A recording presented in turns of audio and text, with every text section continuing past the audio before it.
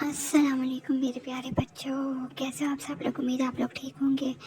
آپ کی دیدی بھی بالکل ٹھیک ہے۔ آپ سے ہمیشہ کی طرح کی ریکویسٹ ہے کہ آپ لوگ درود شریف پڑھ لیں تاکہ آج کی کہانی کا ہم باقاعدہ آغاز کر سکیں۔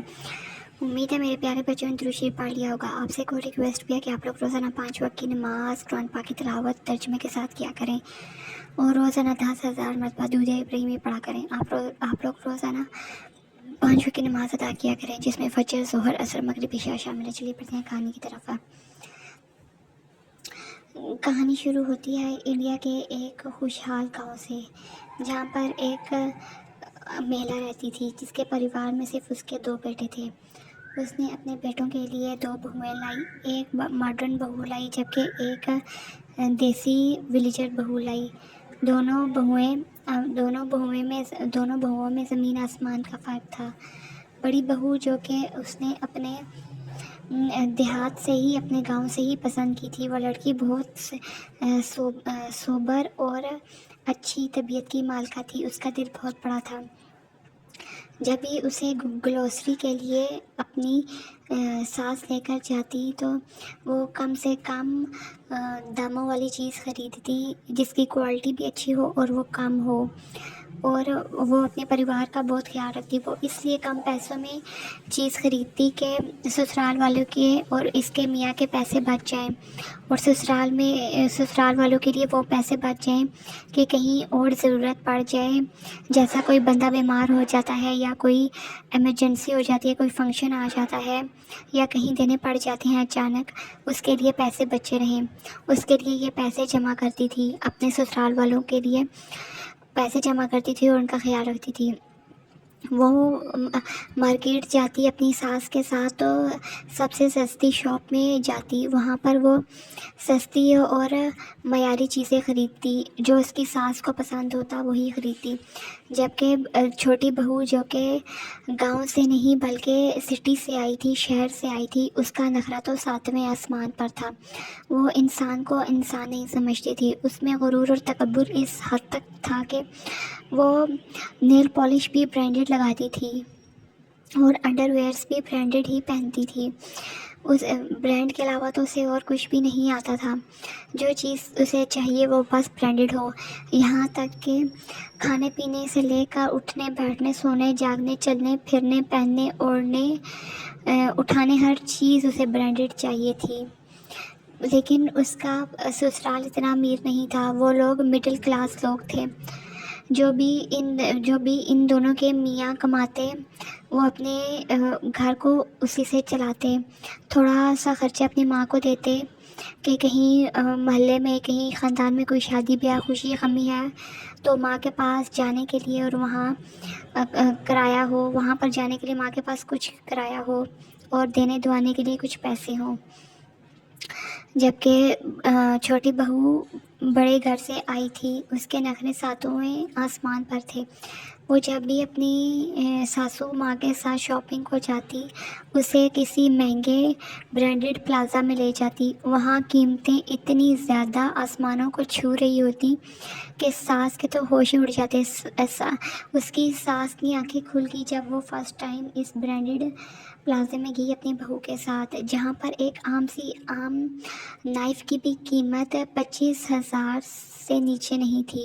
یعنی عام چھریاں، چاقو اور کچن میں استعمال ہونے والے دوسرے برتن اتنے مہنگے داموں مل رہے تھے، اور ہر چیز اتنی مہنگی داموں مل رہی تھی کہ اگر ایک غریب آدمی اور ایک مڈل کلاس آدمی اسے خریدنے کا سوچ بھی نہیں سکتا۔ 25,000 میں تو مڈل کلاس لوگوں کی فیملیاں تک پل جاتی ہیں۔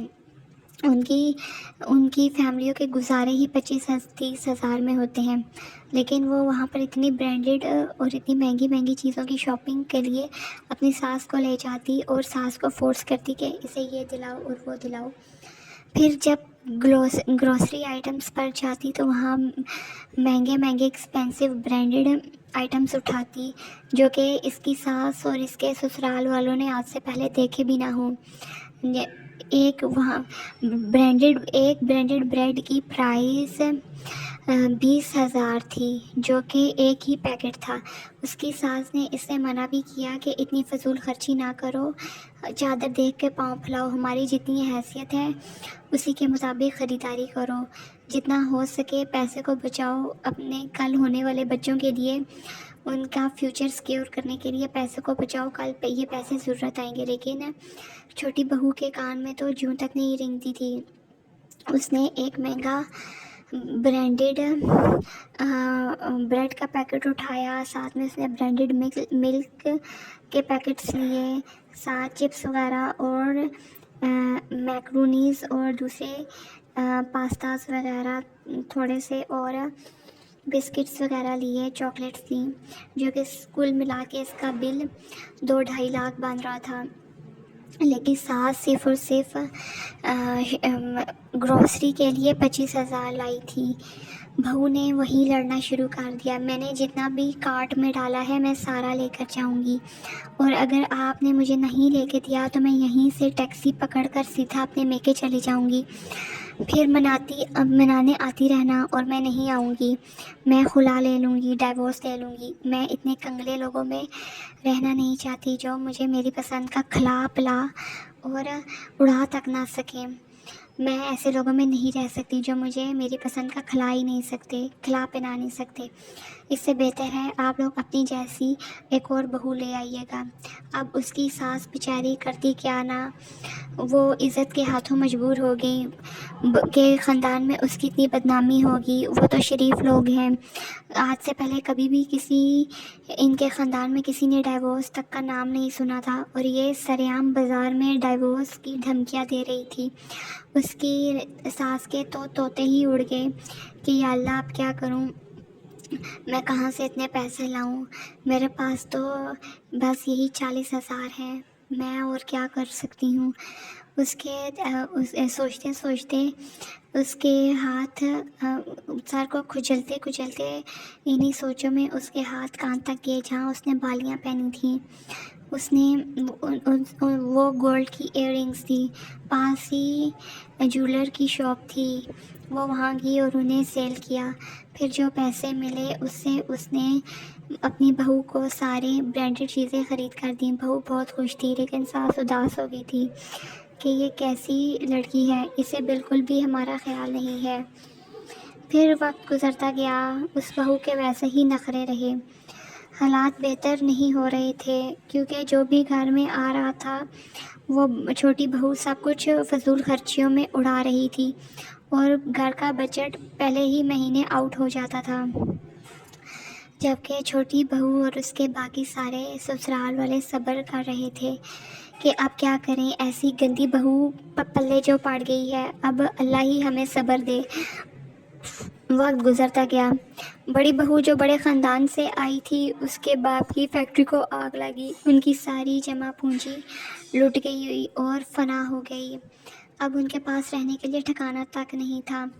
اب بہو کے سسرال والوں نے کہا کہ آپ ہمارے رشتہ دار ہیں، آپ سے ہمارا رشتہ جڑا ہے، آپ کی عزت ہماری عزت ہے، اگر آپ کے پاس رہنے کو کوئی ٹھکانہ نہیں تو کیا ہوا، آئیے ہمارے گھر آ جائیے، ہمارے اوپر ویسے بھی 2 روم خالی ہیں، آئیں آپ لوگ یہاں سیٹ ہو جائیں۔ وہ لوگ بہت خوش ہوئے کیونکہ ان کے پاس تو آلریڈی ہی رہنے کا کوئی ٹھکانہ نہیں تھا۔ وہ لوگ فٹ سے آئے اور یہاں رہنے لگے۔ جب ماں نے اپنی بیٹی کی ایسی شاہی خرچیاں دیکھیں کہ ان سادہ پوش سفید پوش لوگوں کو کیسے تنگ کر کر رکھا ہے، کیسے ناکو چنے چبوا رہی ہے، تو ماں نے اپنی بیٹی کو سمجھایا کہ بیٹا ان کا صبر اتنا مت آزماؤ، ان کی جتنی چادر ہے اتنی ہی ان سے طلب کرو، زیادہ بوجھ مت ڈالو ان پر۔ پھر ماں کے بہت زیادہ سمجھانے پر اور اس کو بات سمجھ آ گئی، اور اس نے خود بھی سوچا کہ جب سے یہ آئی ہے یہ کوئی کام نہیں کرتی اور ہر وقت ناک چڑھا کر اندر بیٹھی رہتی ہے، لیکن اس کی ساس تو اتنی اچھی ہے جیسے اس کی اپنی سکی ماں ہو، اور چھوٹی دیورانی بھی بہت اچھی ہے، اس کا بڑی بہنوں کی طرح خیال رکھتی ہے، حالانکہ عمر میں یہ اس سے بڑی ہے، رشتے میں چاہے چھوٹی ہو لیکن عمر میں تو بڑی ہے۔ پھر اسے احساس ہونے لگا کہ مجھے 2 سال ہو گئے ہیں بیاہ کر آئے ہوئے، آج تک ان لوگوں نے مجھے ایک پانی کا گلاس بھی خود نہیں پینے دیا، بلکہ مجھے بیڈ پر ہی لا کر دیتے ہیں۔ اور مجھے تو یاد بھی نہیں کہ میں نے اپنا کوئی ڈریس کبھی استری بھی کیا ہو۔ سارے ڈریس میرے ساس اور میری چھوٹی دیورانی، میری جٹھانی اس پریس کرتی ہے۔ ہائے اللہ، ان اچھے لوگوں کے ساتھ میں نے کیا ظلم کر دیا۔ اب اسے اپنے کیے پر پچھتاوا ہونے لگا۔ وہ بہت شرمندہ ہوئی اور اللہ سے بھی توبہ کی، جا کر اپنی ساس کے پاؤں دبانے لگی اور معافیا مانگنے لگی کہ اسے نہ جانے انجانے میں بہت بڑا گناہ ہو گیا ہے۔ وہ 2 سالوں سے آپ سفید پوش لوگوں کا اور سادہ لو لوگوں کا دل دکھاتی رہی، اور وہ اس کے بعد اس کی ساس نے اسے معاف کر دیا اور سینے سے لگا لیا اور بولا، بیٹی دیر سے ہی صحیح، لیکن تمہیں سمجھ تو آ گئی، بس ہم اسی میں ہی خوش ہیں، تم ہماری بیٹی ہو، جیتی رہو، سدا سہاگن رہو۔ پھر وہ اپنی جٹھانی کے پاس گئی اور اسے بولا، رشتے میں تو آپ مجھ سے بڑی ہیں لیکن عمر میں مجھ سے چھوٹی ہیں، میرا ایسا خیال رکھا جیسا کوئی اپنی چھوٹی بہنوں کا خیال رکھتا ہے، مجھے معاف کر دیجئے، اور مجھے اب آپ ہمیشہ اپنی بہن کی طرح ہی پائیں گی۔ یہاں یہ پریوار خوشیوں کا گہوارہ بن گیا اور انہوں نے سادگی کو اپنا لیا۔ اور بچوں، جیسا کہ آپ جانتے ہیں، سادگی میں ہی حسن ہے۔ آپ سے ریکویسٹ ہے، میرے چینل کو سبسکرائب کریں۔ شکریہ۔